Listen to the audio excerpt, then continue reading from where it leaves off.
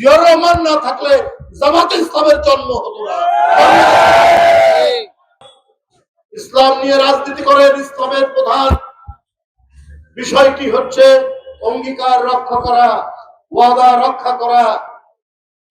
চলতে হয় সিরাতুল মুস্তাকিম, সরল সোজা পথে।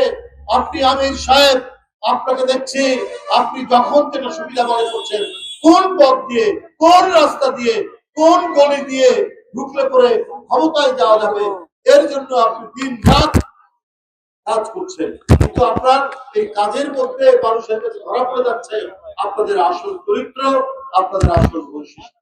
টেলিভিশন খুললেই দেখতে পাই বিষোদ্গার করছেন, বিএনপির চেয়ারম্যান সাহেবের বিরুদ্ধে নানা কথাবার্তা বলছে।